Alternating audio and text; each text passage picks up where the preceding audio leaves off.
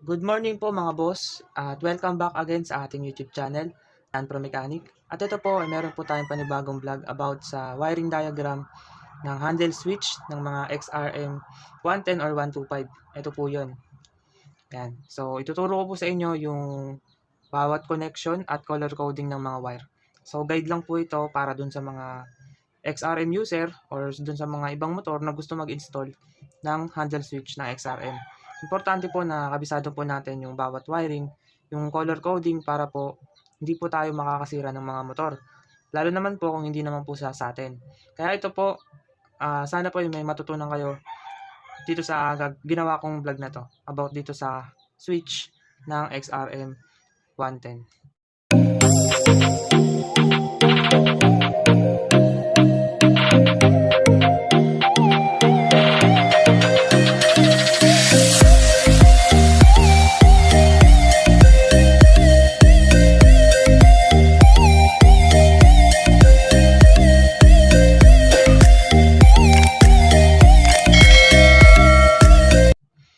So, nakikita po natin yung diagram. Maya ko na po siya explain. Ipaliwanag ko muna sa inyo to. So, ito nga yung handle switch ng XRM. Ayan. So, meron na po siyang para sa park light at meron na din siyang para sa headlight. Yung iba kasi, headlight lang. Wala silang pang park light. Ito yung makikita nyo ng mga wire niya. Ayan, nakahiwalay yan. So, ito, ipapaliwanag ko muna sa inyo to. Okay. Meron ditong 5 wire. Okay, so yung blue, itong blue na to, ito yung para sa high ng ating headlight. High beam yan. Ayan. So, kaya dalawa to. Meron siyang dalawang terminal dito. Kasi yung isa papunta sa high ng headlight, yung isa naman papunta sa high indicator. Kaya dalawa yan. Okay Okay tayo dito sa blue. Meron din ditong white. Yan. So, yung white, papunta naman po yan sa low, syempre. Kung ito yung blue sa high, ito naman yung white sa low beam ng headlight natin. Tapos, may green dito. Dahil Honda to, pang Honda yung handle switch, ang mga ground ng Honda is green. Kaya kulay green. Ito yung ground. I-connect din natin to sa headlight. Syempre, di naman gagana yung ilaw kung walang ground. Tapos, meron ditong light blue at orange. Yung light blue para sa signal light, pati yung orange. So, ang pagkakaalam ko is yung orange sa right side, yung light blue naman sa left side ng signal light. Doon nyo sila i-connect. Positive. Okay. So, meron naman po ditong mga socket. Dito naman tayo sa isa. Ito, okay na tayo dito. Dito naman. Meron ditong 5 rin. So, dito muna tayo sa nakabukod na socket. Yung 3 wire. Yung white, ay yung yellow, wala palang white dito. Yung yellow, i-connect natin to sa stator, pwede rin namang sa accessories wire. So, depende sa inyo kung iba-battery operated nyo na yung headlight or sa stock pa din. Kung sa stock, doon nyo pa din siya i-connect. Sa kulay yellow, kung ano naman, iba-battery operated nyo sa accessories wire. Basta itong yellow na to, ito yung magbibigay ng supply sa ilaw natin. Okay? Yung brown naman, ito yung park light. Yan, i-connect natin yan sa park light natin. Positive. Tapos, green, syempre, grounding yan. Okay? I-connect natin sa ground yan kasi itong green dito, kakonekta lang niya to. Kaya dapat may ground. Okay. So, ito naman, yung tatlong nakiwalay na to. Ito muna. Yung black dito, ito yung positive ng ating busina. Samantalang yung gray naman, ito naman yung para sa signal light natin. Ito yung papuntang flasher. Okay, ayan yung dahilan kung bakit nagbe-blink yung signal light. Dahil dumadaan siya ng flasher. Kaya yung gray wire, sa flasher natin i-connect. Okay, tapos itong naiiwan na light green, ito naman po yung para sa busina rin. So, yung black, positive ng busina. Yung green naman, ito naman yung negative ng busina. Depende to mga boss kung gusto nyong positive or negative trigger yung busina nyo. Dahil XRM to, positive yung trigger ng kanyang busina. Ito is i-connect nyo to sa accessories wire. Ito naman light green, ito naman yung pupunta sa ating busina. Kasi positive trigger nga siya. Okay, so papaliwanag ko naman sa inyo dahil may diagram tayo dito. Kaya mas madali yung maintindihan. Pinaliwanag ko muna sa inyo yung color coding. So alam nyo na. Ulitin natin.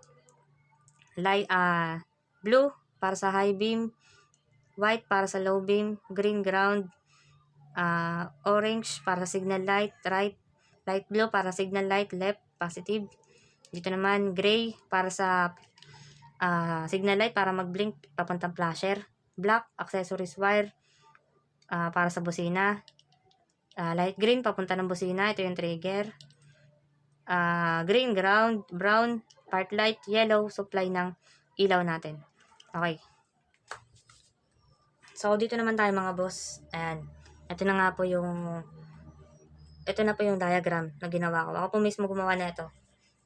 Ayan. So, binukod-bukod ko po siya. Kung makikita nyo siya, binukod-bukod ko para po mas madali yung maintindihan. Okay. So, makikita natin, ito, tatlo na to. Ibig sabihin yan, ito yung headlight and park light switch. Kung dito titignan nyo, ito yon. Yan. Headlight and park light switch. Ito naman, nakikita nyo, lights, low beam, tsaka high beam. So, dito sa switch, ito naman yon. Ito yung nasa likuran. Tapos, signal light, ito naman yon. Nakalagay naman signal light. Tatlo. Tapos, busina, ito yon. Okay, maliwanag para mas maliwanag kasi. Hiniwalay ko siya. Dito muna tayo sa headlight, park light switch. Tatlo lang yung makikita natin dyang wire. Yung isa kulay brown. Yung kanina kulay brown. Yung brown na yun, papunta siya ng park light. Yan. Susuplayan nyo yung park light ng motor natin. Positive ilalabas niyan. Tapos, yellow wire. Yung kanina yellow wire. Supply nga siya ng headlight natin.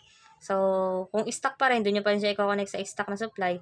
Minsan kulay dilaw yon, papunta ng stator yon. Pero kung gusto nyo i-battery operated, i-connect nyo siya sa accessories wire. Okay, so basta ito yung supply ng headlight natin. Ng ilaw, park light at headlight.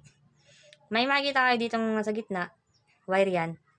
Pag sinundan nyo yan, pupunta siya dito sa ating low beam tsaka high beam. So, ibig sabihin, siya yung magbibigay ng supply sa low at sa high beam. Okay? Kaya makikita nyo dito, meron yung dalawang wire. Isang kulay blue, isang kulay white. Papunta sila dun sa headlight ng motor natin. Ayan o. So, ito nga, yung blue papunta dito. Ito yung high beam. Yung white naman, low beam natin. Tapos, may ground siya. Yung ground na to, ito yung green. Pinakita ko sa inyo kanina. Ito. Yan. Ito yun. Yung green. Kasi kailangan may ground yung headlight para umandar yan. So, next, signal lights. Makita natin siya. Tatlo lang din yung makikita yung kulay sa signal light. Okay, so yung isa, orange wire. Ito nga yung papunta dito sa left side. Yung isa naman, light blue. Ito naman yun. Papunta rin sa isang signal light natin. Positive sila. Tapos may ground yung signal light. Okay. Yung nasa gitna naman, ito yung gray wire. Ayan, gray wire. Ibig sabihin, pupunta siya ng flasher. Ito. Ayan. Tapos, yung isang wire ng flasher, pupunta sa accessories wire. Dadaan mo na siya ng flasher bago pumunta ng signal light para mag-blink. Kasi pag dinirect nyo siya dito, hindi magbiblink yung signal light natin. Kaya kung may mga signal light kayo na hindi nagbiblink, posibleng sira na yung flasher nyo. Okay? Kasi hindi niya na nabibigyan ng supply yung signal light natin. So, last, ito yung horn. Ito nga yun, yung black wire, tsaka yung isang light green. So, yung black wire, papunta yun ng accessories wire. Kasi sa Honda, black wire yung accessories wire niya. Yung isa naman, light green naman, papunta naman siya sa horn. So, positive trigger siya. Yung ground ready na pa sa busina natin. Yung iba kasi, negative trigger yung busina. Okay, kaya ito, maganda kapag positive trigger siya. Ayan, so, green wire, ground. Makikita nyo. Ito nga yung pang XRM110 or 125. Handle switch diagram. So, paki-screenshot na lang mga boss para sa mga gustong humingi ng kopya. Hindi ko kasi na-upload minsan. So, screenshot nyo muna. Ayan. Okay kompleto. Papaliwanag ko lahat sa inyo. So, sigurado ako, sa susunod na install nyo na ito, hindi na kayo mahihirapan. Okay, so ito yung wiring diagram, color coding ng XRM handle switch.